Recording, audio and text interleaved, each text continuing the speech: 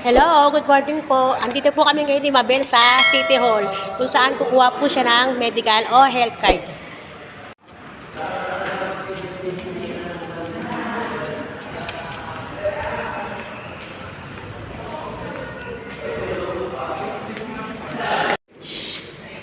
Binabalidate na po ni Sir yung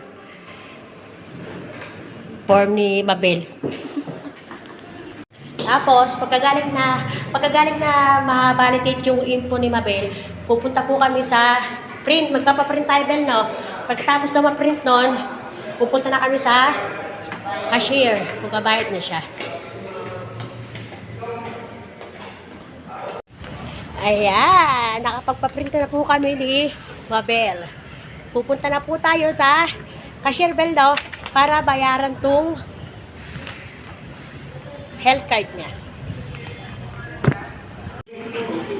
Ayun, nagbabayad na po si Mabel ng health card niya. Ayan, nakapagbayad na po kami ni Mabel. Ito na po yung resibo niya.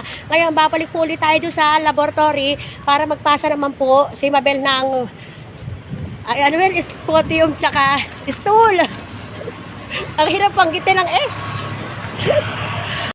Bago magpasa sa laboratory ng stool tsaka sputum, kailangan daw munang i-upload yung resibo para ma-validate.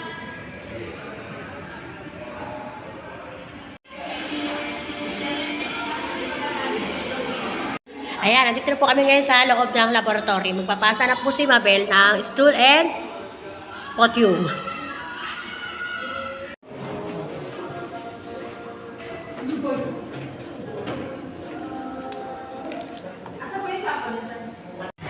Ayan, tapos na po yung pagpapasa ni Mabel ng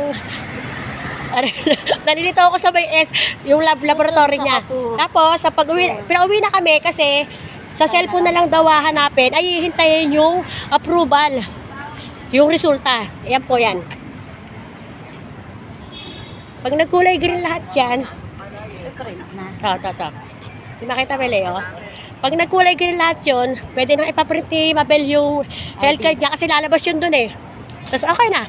Ganun lang po kadali kumuha ng health card dito sa City Hall. Kaya bye! Sunod daw? Tinatawag ko.